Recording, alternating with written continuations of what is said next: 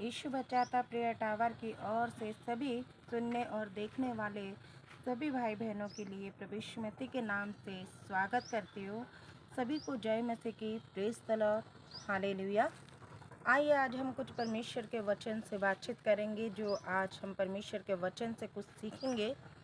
आज का हमारा विषय है प्रभु तेरी दया हुआ जीवन दूसरों के काम आए। बाइबल के अनुसार विश्वासी ने विश्वास क्यों पाया? परमेश्वर ने हमें उद्धार क्यों दिया? हमारा अभिषेक क्यों हुआ? हमें क्यों चुना और बुलाया गया? हम क्यों मसीही हैं? ऐसे बहुत सारी चीज़ें हैं। आज का हमारा विषय रहेगा प्रभु तेरा दिया हुआ जीवन दूसरों के काम आए। आज ज़रूरत है नाश होने वाली आत्माओं के सामने आने की, ना कि चुपचाप देखते रहना या चुपचाप सोचने वालों की। नाश होने वाली आत्माओं के सामने आने की।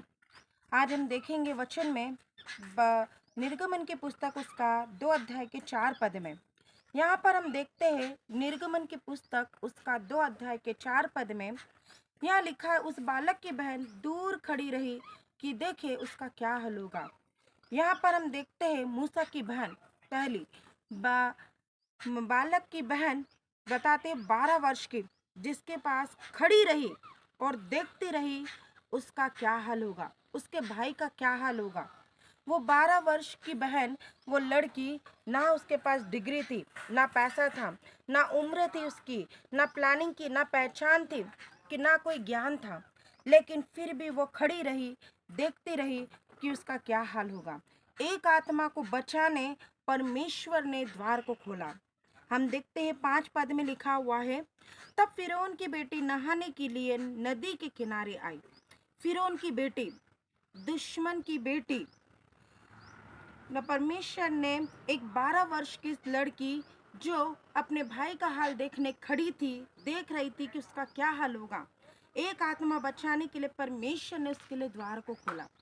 और हम देखते 5 पद में लिखा, फिरौन की बेटी नदी के किनारे नहाने के लिए आई, एक आत्मा को खोजा, एक दुश्मन की बेटी। और 5 पद में लिखा है, उसकी सखिया नदी के किनारे टहलने लगी। सखिया तीसरी नदी के किनारे टहल रही थी, टहलते हुए भी आत्माओं को देखना। चौथा हम देखते हैं 5 पद में, तब उसने कांसों के बीच टोकरी को देखकर अपने दासी को उसे ले आने के लिए भेजा। चौथी स्त्री दासी गुलाम बनकर तरस से बालक को लाने गई। हम देखते हैं एलिशा के सेवक गेहजी को दूसरा राजा 5 अध्याय के 20 से 27 पद में लिखा है कि वो दास बनकर सेवा करना नहीं चाहता था। परिणाम हमने देखा कि एलिशा का जो सेवक गेहजी था, नामान का कोढ़ उसे लग गया, क्योंकि वो दास बनकर सेवा नहीं करना चाहता था। और यहाँ हम देखते एक दासी जो गुलाम बनकर भी तरस से बालक को लेने गई। हम देखते 7 और 8 पद भी बताता है वचन में, तब बालक की बहन ने फिरौन की बेटी से कहा, क्या मैं जाकर इब्री स्त्री में से किसी दाई को तेरे पास बुला ले आऊं? तीसरा हम देखते हैं दाई माँ जो खाना खिलाना, भूखों को दूध पिलाना, बालकों को उसने सेवा की। 16 साल तक हम देखते वचन में दूसरा राजा 5 अध्याय में हम देखते हैं यहाँ पर कि 16 साल तक बेटी उस बेटे को उसने पाला। 16 साल की उसको मजदूरी मिली, वो गरीबी से हर दूर हुई। हम यहाँ देखते आज ज़रूरत है कि हमें पहली बात है कि नाश होने वाले आत्माओं के सामने आने की, ना कि हमारे चुपचाप देखते रहने से या चुपचाप सोचने वालों से। दूसरी बात है आज ज़रूरत है परमेश्वर के सामर्थ को सामर्थ दिखाने वाले लोगों की, ना कि बातें करने वाले लोगों की। दूसरी बात है आज ज़रूरत है परमेश्वर के सामर्थ को दिखाने वालों की। पहला राजा 18 अध्याय के 22 में लिखा है कि एलिया अकेला खड़ा हुआ बाल के नबी 450 शैतानी ताकतों के सामने परमेश्वर के सामर्थ को बताने के लिए। पहला राजा 18 के 24 से 29 पद में लिखा है कि 450 नबी अपने देवताओं से प्रार्थना करते रहे, पर वेदी पर आग नहीं गिरी। और हम देखते हैं 32 में, तब एलिया ने सब लोगों को अपने पास बुलाया। और बताता है कि 32 से 35 तक हम वचन देखते हैं कि एलिया ने लोगों को वेदी के काम दिया। क्या काम दिया? वेदी पर लकड़ी और बछड़ा और 4 घड़े पानी और 3 बार डालने दिया और गड्ढा पानी से भर दिया। और हम देखते हैं वहां पे वचन में लिखा पहला राजा 18 के 32 से 35 पद में कि जब वो काम उनको दिया तो एलिया ने पहला राजा 18 अध्याय के 36 से 39 पद में एलिया ने प्रार्थना की।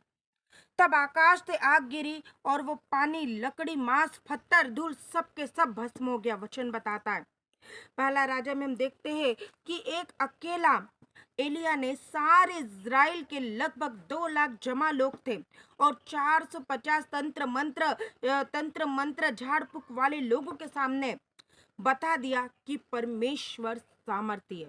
हालेलुया! परमेश्वर सामर्थी है। वो अकेला खड़ा होकर उसने उन लोगों को उस शैतान की ताकतों के सामने खड़े होकर बता दिया कि परमेश्वर हमारा सामर्थी है। आज जरूरत है परमेश्वर की सामर्थ को दिखाने की। हम देखते हैं दाऊद, पहला शमूएल 17 अध्याय के 33 पद में लिखा है, एक छोटा लड़का है जब गोलियत के सामने खड़ा हुआ परमेश्वर के सामर्थ को दिखाने के लिए, तब शाऊल राजा ने मना कर दिया। वहां बताया गया कि गोलियत बचपन से ही योद्धा है। लेकिन पहला शमूएल 17 के 32 पद में दाऊद ने कहा, शाऊल के लोगों से कहता है कि किसी मनुष्य का मन गोलियत के कारण कच्चा ना हो। तेरा दास यानी मैं अकेला जाकर उससे लड़ूंगा। प्रियो, दाऊद की पुकार अंगीकार कि परमेश्वर के सामर्थ को प्रकट करना, अंगीकार किया दाऊद की पुकार थी।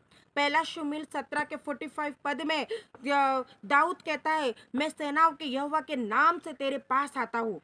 तू तो तलवार भाला सांग लेकर मेरे पास आता है। लेकिन 47 पद में बताता कि सारी मंडली के लोग जान गए कि यहोवा का है, वो संग्राम, वो लड़ाई, वो यहोवा की है, वही तुम्हें हमारे हाथ में कर देगा। और 40 पद में हम देखते हैं कि दाऊद ने एक हाथ में लाठी और 5 चिकने पत्थर और दूसरे हाथ में गोफन लेकर चला। और 50 पद बताता है कि दाऊद ने एक ही पत्थर से उसे मार डाला, जय प्राप्त की।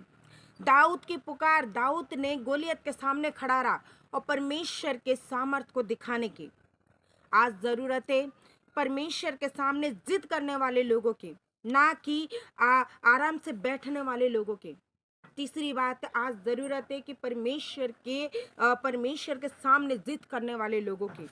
उत्पत्ति 18 के 26 से 28, 29, 30 और 31, 32 पद में लिखा हुआ है, 6 बार अब्राहम ने जिद करके परमेश्वर के सामने जिद की और सदोम अमोरा शहर को बचाने के लिए परमेश्वर से बचाना चाहा। लेकिन वहां पर हम देखते हैं कि वो जिद पर खड़ा रहा। अब्राहम परमेश्वर के सामने जिद करने लगा कि ये सदोम अमोरा शहर बच जाए, लेकिन उस नगर में 10 धर्मी भी नहीं मिले। हम देखते हैं लूत ने जिद की, जिस शहर की चर्चा परमेश्वर ने उससे की थी, वो छोटा शहर स्वर परमेश्वर ने नाश नहीं किया।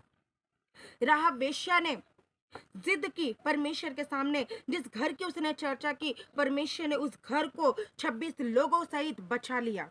यहोशू की पुस्तक 6 अध्याय के 17 से 25 पद में लिखा हुआ है, जिस नगर की, जिस शहर की, जिस मोहल्ले की आप चर्चा करोगे, वचन बताता है, जिस कलीसिया की चर्चा आप करोगे, जिस घर की चर्चा आप करोगे, जिस माता पिता भाई बहनों के लिए, जिस पति पत्नी की चर्चा आप, और जिस परमेश्वर के सामने जिद करोगे, परमेश्वर को जिद करने वाले लोग चाहिए। जिद करो अपनी कलीसिया के लिए, तुम परमेश्वर से जिद करो। आप जिद करो उस कलीसिया के लिए, घर के लिए, जिस चीज के लिए तुम चर्चा करोगे, परमेश्वर आज यीशु मसीह आपके लिए वो आपको देगा। आप परमेश्वर से शहर मांगोगे, परमेश्वर आपके शहर को बचाएगा। आप जिद करने वाले लोग बनो। जिस प्रकार अब्राहम ने, लूत ने जिद की, परमेश्वर ने, जिस राहाब वेश्या ने जिद की अपने परिवार, अपने घर के लिए, परमेश्वर ने उसे वो चीज को दे दिया। यूहन्ना 3:16 में लिखा है कि परमेश्वर ने जगत से ऐसा प्रेम रखा यूहन्ना 4 अध्याय के 4 और 5 में लिखा हुआ है कि यीशु को सामरिया नगर से होकर जाना अवश्य था। आज प्रभु यीशु मसीह आपके नगर, आपके शहर, आपके घर, आपके मोहल्ले, आपके कलीसिया, आपके परिवार के बीच में आपके बेटे बेटी, आपके पति पत्नी, आपके माता पिता के बीच में आना चाहता है। आपके जीवन में से होकर वो जाना चाहता है। आज जरूरत है कि आप अपने परमेश्वर, आपके शहर से होकर जाना आवश्यक है, आपके कलीसिया के बीच से होकर जाना आवश्यक है। वचन में लिखा है कि यीशु मसीह आपके बीच में आना चाहता है। आज जरूरत है कि आप अपने परमेश्वर के सामने जिद करो। 3 बातें आज हमने देखी कि जिस प्रकार मूसा की बहन 12 वर्ष की खड़ी रही, एक आत्मा को बचाने के लिए वो खड़ी रही, देखती रही कि उसका क्या हाल होगा। परमेश्वर जब वो खड़ी रही, देखती रही कि उसका क्या हाल होगा, परमेश्वर ने उसकी मदद करी। और हम देखते हैं कि उसमें एक आत्मा को बचाने के लिए परमेश्वर ने द्वार को खोला। फिर उनकी बेटी, दुश्मन की बेटे को एक आत्मा को बचाने के लिए भेजा। वहां पर हम देखते सख्या आई, वो टहल रही थी, टहलते टहलते उसने आत्मा को बचाई। और हम देखते एक दासी जो गुलाम बनाकर गई थी, उसको तरस से भर दिया प्रभु ने और वो बालक को लेकर आई। और आगे हम देखते एक दाई माँ जिसने उसका 16 साल तक उसका पालन पोषण किया। परमेश्वर ने उसकी गरीबी दूर करी, उसको 16 साल तक उसकी मजदूरी मिली और उसका बेटा उसके पास में रहा। आज जरूरत है परमेश्वर के सामर्थ को दिखाने की। जिस प्रकार एलिया ने परमेश्वर के सामर्थ को दिखाया, उन 450 नबियों के सामने खड़े रहा, उन शैतान के ताकतों, तंत्र मंत्र के सामने खड़ा रहा और परमेश्वर के सामर्थ को दिखाई। जिस प्रकार दाऊद गोलियत के सामने खड़ा रहा परमेश्वर के सामर्थ को दिखाने के लिए, जिस प्रकार अब्राहम परमेश्वर के सामने जिद को लेकर खड़ा रहा, परमेश्वर के सामने जिद करने लगा लोगों को बचाने के लिए, जिद करता रहा अपने शहर, अपने नगर को बचाने के लिए। जिस प्रकार लूत ने परमेश्वर के सामने खड़ा रहा, जिस प्रकार राहब वेश्या खड़ी रही अपने घर को बचाने के लिए, जिद करने के लिए, और परमेश्वर ने उसे दिया। आज प्रियो, आज मैं आपको ये छोटा वचन, ये संदेश आपको देना चाहती हूँ कि परमेश्वर को ऐसे लोग बहुत पसंद है, जिसे जो आप अपने नगर, अपने शहर, अपने मोहल्ले के लिए जब परमेश्वर से मांगोगे, परमेश्वर आपको उसे वो आपको दे देगा। इस वचन के द्वारा प्रभु आप सभी को, सुनने और देखने वालों को आशीषित करे। आइए हम छोटी सी प्रार्थना करेंगे। हालेलुया, धन्यवाद देते, थैंक यू जीसस। पिता परमेश्वर प्रभु, आज जो वचन प्रभु यीशु मसीह आपने दिया प्रभु, होने दे पिता परमेश्वर प्रभु, जो लोग देखेंगे सुनेंगे प्रभु, उनके जीवन में कार्य होने पाए प्रभु, उनके घर, उनके परिवार में, उनके बीच में प्रभु आपका वचन कार्य करने पाए प्रभु। प्रभु यीशु मसीह उनके हृदय को, मनों को, विचारों को खोल दे प्रभु, और उन सभी लोगों को प्रभु तो आशीषित कर प्रभु। होने दे प्रभु यीशु मसीह, जो आज वचन बताया गया प्रभु, उस वचन के द्वारा प्रभु एक मसीही व्यक्ति प्रभु श्रीमती वो अपने जीवन में जानने पाए प्रभु कि प्रभु तेरा दिया हुआ जीवन लोगों को बचाने के काम आए। हाँ पिता परमेश्वर प्रभु, होने दे प्रभु वो सभी प्रिय भाई बहनों को प्रभु, सुनने और देखने वाले को प्रभु, इन प्रभु श्रीमती आप आशीषित कीजिए। प्रभु श्रीमती के प्यारे मीठे नाम से हम मांगते हैं, आमीन आमीन।